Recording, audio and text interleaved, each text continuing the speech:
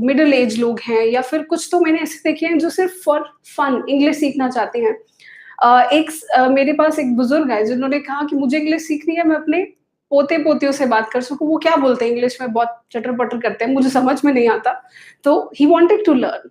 तो बहुत सारे रीजन है इंग्लिश सीखने के। लेकिन मैंने जब सबको साथ इंटरैक्ट किया, देखा, तो मैंने देखा कि बहुत सारे लोग इंग्लिश सीखना चाहते हैं हिंदी के थ्रू। ईज़ी रहता है, राइट? हम अपनी मातृभाषा के हिसाब से इंग्लिश सीखते हैं तो हमारे लिए आसान रहता है। इंग्लिश से इंग्लिश सीखना तो थोड़ा डिफ़िकल्ट हो सकता है। तो यही हमारी क्लासेस का ऑब्जेक्टिव है। हम आपको इंग्लिश सिखाएँगे हिंदी के थ्रू। दूसरी चीज़, हम आपको इंग्लिश सिखाएँगे spoken part of it. Spoken English मतलब जब आप इंग्लिश बोलना चाहते हैं।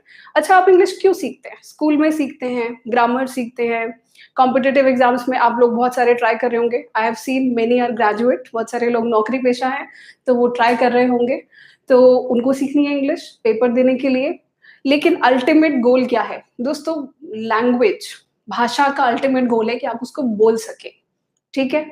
अगर आप इंग्लिश बोल सकते हैं, तो इसका मतलब आप इंग्लिश में एग्ज़ाम भी दे सकते हैं, आप इंग्लिश पढ़ा भी सकते हैं, आप इंग्लिश समझ सकते हैं, मूवीज़ देख सकते हैं, बहुत सारी चीज़ें हैं।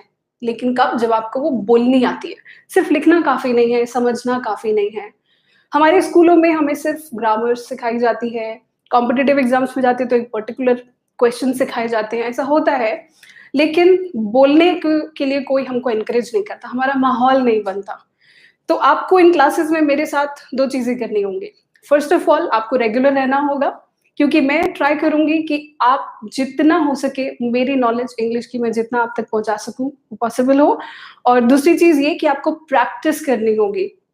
आपको प्रैक्टिस करनी होगी। यहाँ 1 घंटे की क्लास में आप इंग्लिश नहीं सीख सकते।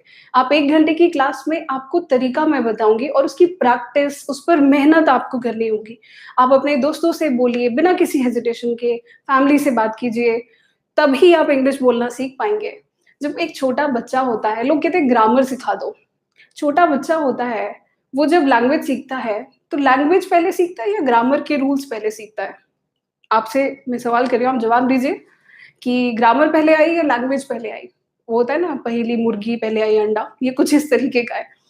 पर इसका जवाब थोड़ा-सा आसान है, ग्रामर पहले नहीं आई, पहले लैंग्वेज आई। हमने बोलना सीखा, फिर हमने उसके लिए रूल्स बना दिए, रेगुलेशंस बना दिए, वो भी ज़रूरी है, लेकिन सबसे पहला बोलना है आपको, स्पोकन इंग्लिश, हमें उस पर फोकस करना है, ठीक है? So I guess we have many users, how many we have न टिल नाउ?